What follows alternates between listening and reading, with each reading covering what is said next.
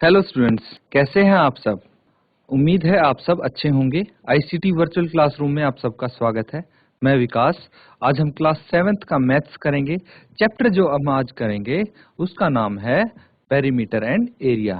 तो बच्चों, इस चैप्टर में हम अभी तक जो कर रहे थे वो कर रहे थे आयत और वर्ग का क्षेत्रफल और परिमाप के आधार पे क्वेश्चंस कर रहे थे। अब हम इस चैप्टर में नया टॉपिक स्टार्ट करने जा रहे हैं, क्योंकि वो उसके बेस पे जो एक्सरसाइज थी वो हमारी कंप्लीट हो चुकी है। तो चलिए स्मार्ट बोर्ड पे चलते हैं और स्टार्ट करते हैं।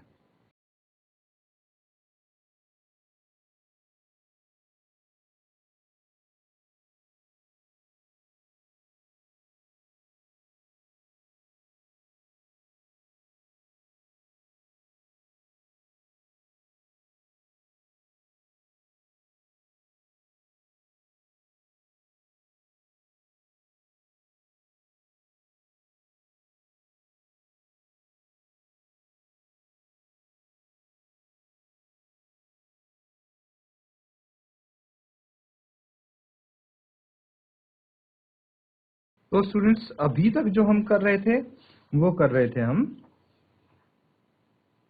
रेक्टेंगल,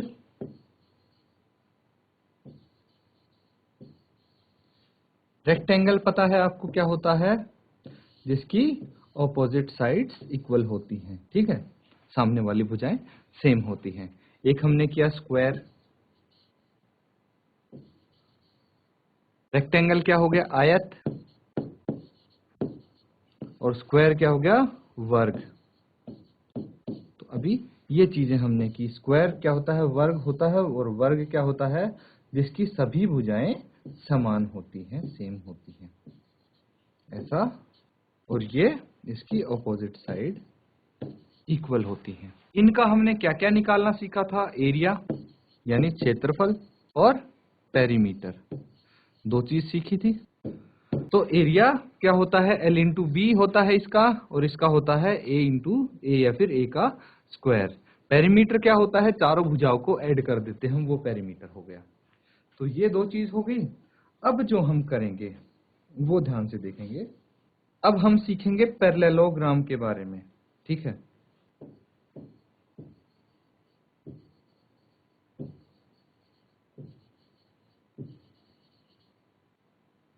पैरेललोग्राम, ये क्या हो गया, समांतर चतुर्भुज।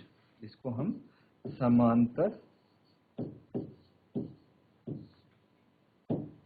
समांतर चतुर्भुज,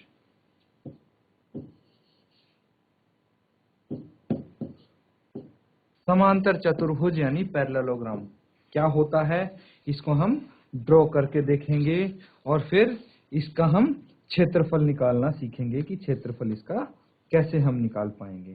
ठीक है, तो समांतर चतुर्भुज क्या होता है, पहले तो हम ये चेक कर सकते हैं। तो देखिए, जैसे ये रेक्टेंगल है, ठीक है, बस इसी के जैसा होता है। फर्क क्या होता है कि यहाँ पे ये एंगल 90 डिग्री का होता है ना। ये सभी एंगल इसके 90 डिग्री के होते हैं। लेकिन समांतर चतुर्भुज में, पैरेललोग्राम में ऐसी कोई जरूरी चीज नहीं होती। ठीक है, इसके एंगल 90 डिग्री के हो या ना हो कोई फर्क नहीं पड़ता।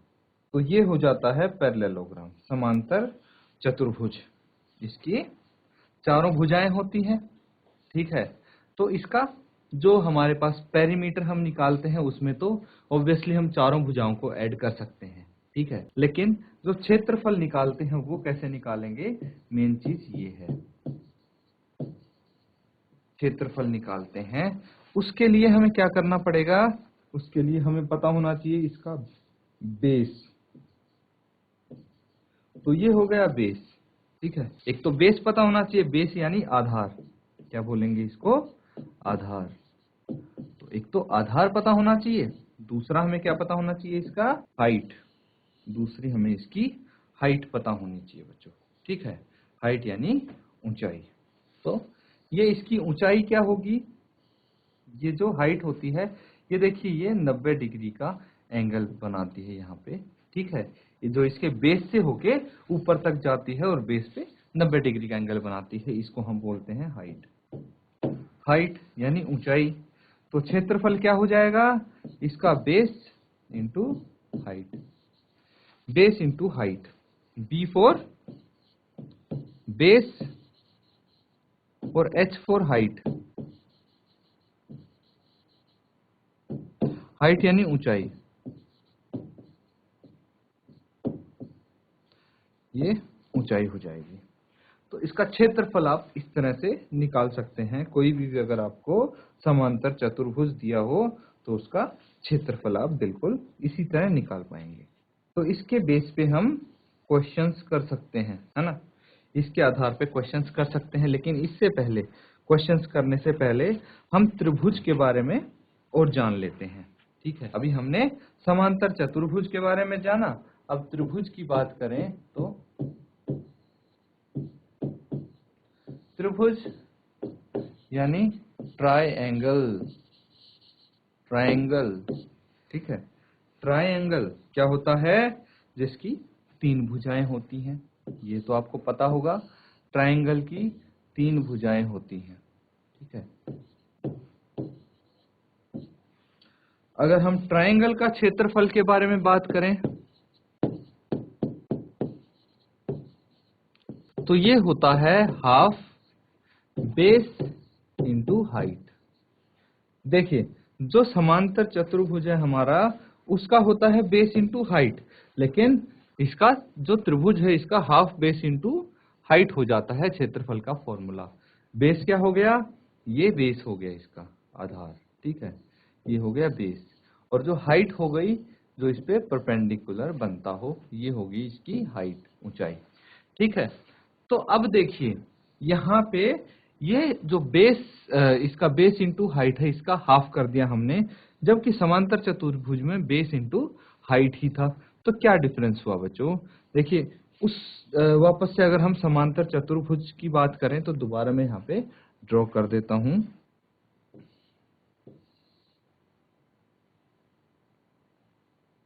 समांतर चतुर्भुज की बात करें तो इसमें से हम 2 ट्रायंगल बना सकते हैं, है ना, 2 ट्रायंगल बना सकते हैं, एक ये और एक ये। इसीलिए हमने क्या कर दिया, इसका जो क्षेत्रफल है उसका हम आधा कर दें तो त्रिभुज का क्षेत्रफल निकाल पाएंगे। तो ये हो गया त्रिभुज का क्षेत्रफल। और इनका जो परिमाप होता है वो क्या होगा, हम अगर त्रिभुज है तो तीनों भुजाओं को ऐड कर देंगे, और चतुर्भुज है तो चारों भुजाओं का माप हम ऐड कर देंगे, तो परिमाप आ जाएगा। तो ये चीज है बच्चों, इनको नोट डाउन कर लीजिए एक बारी, उसके बाद हम इस पे कुछ क्वेश्चंस करेंगे।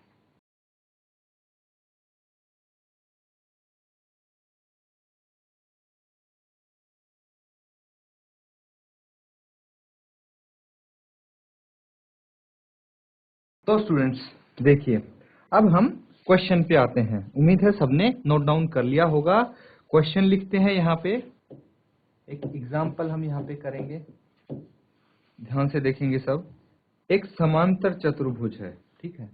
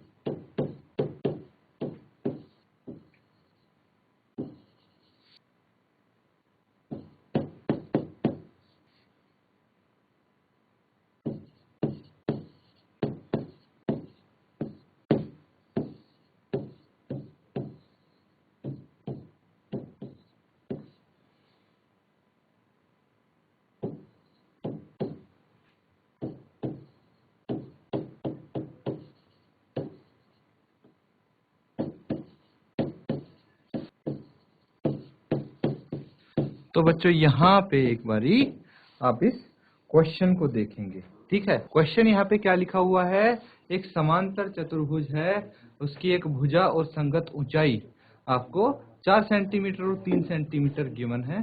समांतर चतुर्भुज का एक क्षेत्रफल ज्ञात कीजिए, उसका क्षेत्रफल आप बताना है। यहाँ पे ड्राइंग अगर डायग्राम इसका बनाऊं तो कुछ इस तरह से बना पाएंगे आप।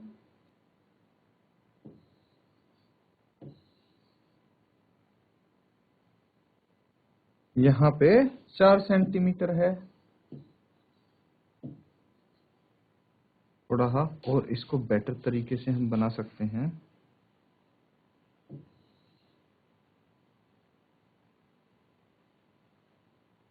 तो ये हो गया समांतर चतुर्भुज, जिसका यहाँ पे आपको एक भुजा दी गई है और संगत ऊंचाई भी दी गई है। तो इसकी भुजा 4 है और जो ऊंचाई है वो आप यहाँ पे बोल सकते हैं 3 सेंटीमीटर होगी। आपको इसका क्षेत्रफल ज्ञात करना है। तो कैसे आप इसका क्षेत्रफल बता सकते हैं, ये यहाँ पे हम करके देखते हैं इसको सॉल्व। तो इसके लिए आपको क्या दी गई है, आधार की लंबाई और ऊंचाई आपको दी गई है, ठीक है। लंबाई किसकी, आधार की, आधार की लंबाई आपको दी गई है, जिसको हम क्या बोल सकते हैं, बेस हम बोल देंगे, ठीक है। ये बेस हो जाएगा जो कि 4 सेंटीमीटर है। फिर आपको क्या दिया गया है, ऊंचाई आपको गिवन है, ऊंचाई तो हाइट हो गई, इसको h से रिप्रेजेंट कर देंगे, ये 3 सेंटीमीटर होगी। अब आपको समांतर चतुर्भुज का क्षेत्रफल ज्ञात करना है।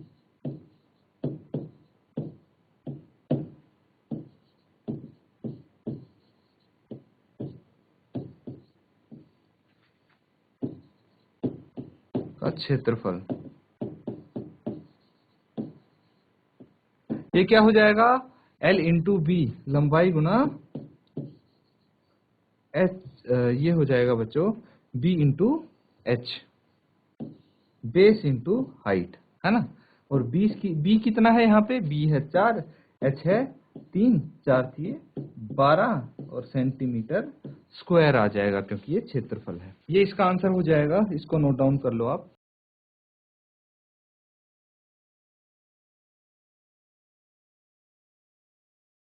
अब स्टूडेंट्स एक्सरसाइज के कुछ हम क्वेश्चंस यहाँ पे करेंगे। आपकी एक्सरसाइज है ये 11.2। क्वेश्चन 1 होगा,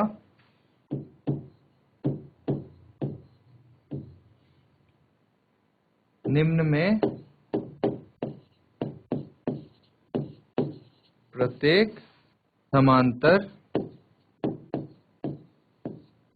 चतुर्भुज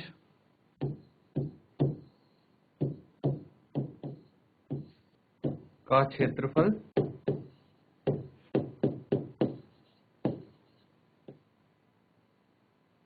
ज्ञात कीजिए।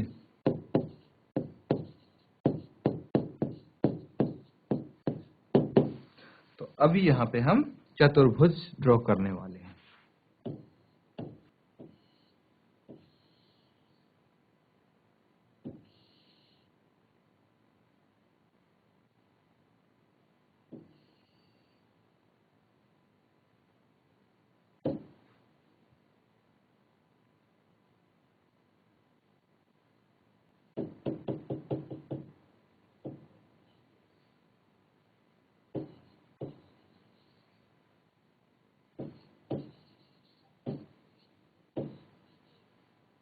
तो बच्चों इसका आपको क्या करना है, क्षेत्रफल ज्ञात करना है। तो जैसे हमने पिछला क्वेश्चन किया था, लास्ट क्वेश्चन की तरह ही इसको आप कर सकते हैं। तो जल्दी से सॉल्व करके आंसर आप चैट के माध्यम से भेज दीजिए।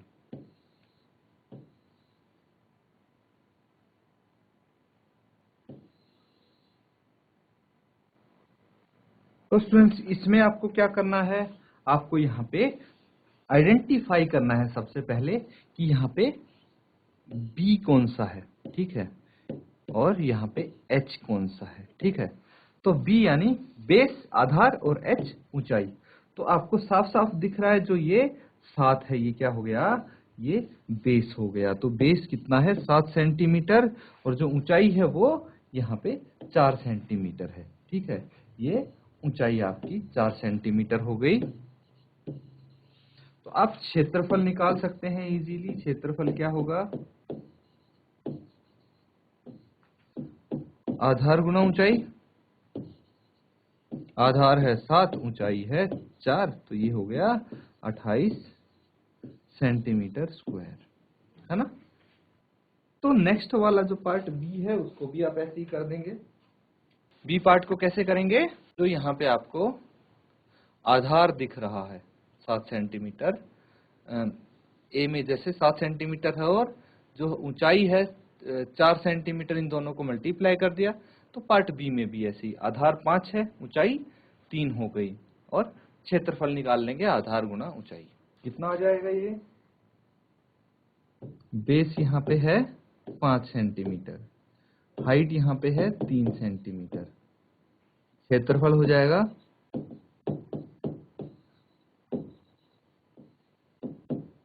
Base into height. बेस है 5 और हाइट है 3, और ये हो जाएगा 15 सेंटीमीटर स्क्वायर। ये आंसर आ जाएगा। नोट डाउन कर लो इनको।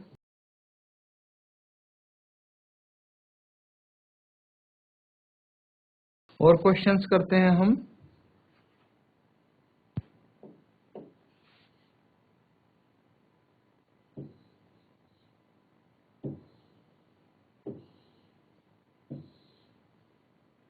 यहाँ पे जो इसका ये भुजा है ये 2.5 सेंटीमीटर होगी, और ये 3.5 सेंटीमीटर।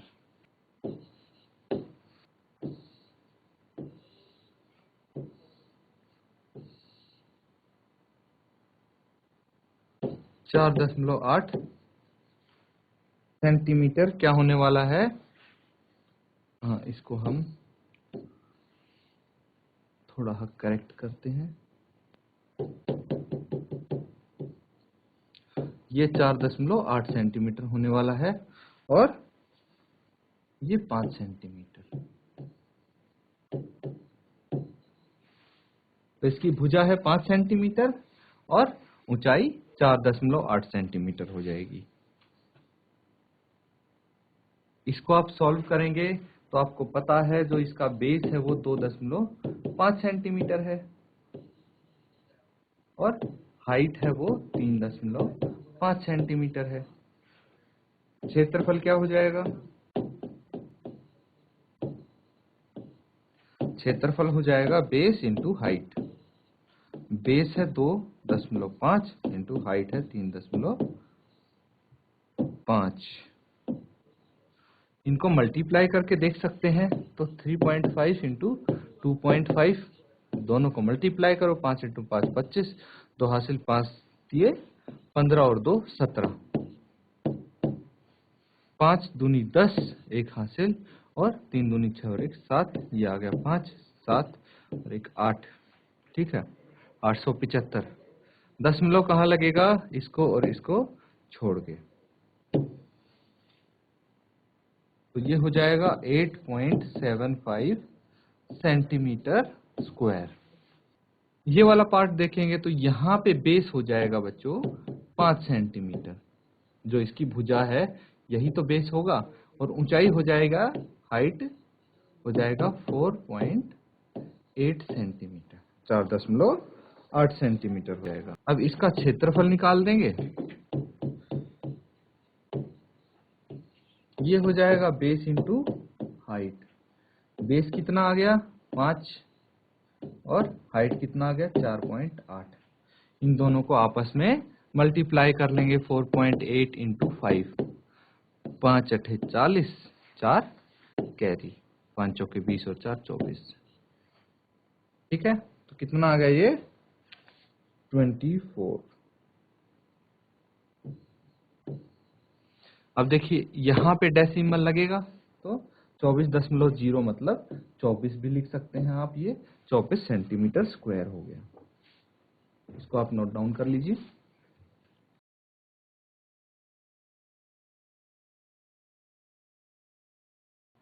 तो स्टूडेंट्स, आज जो हमने क्वेश्चंस किए हैं, जो टॉपिक किया है, उम्मीद है अच्छे से आपको समझ में आ गया होगा।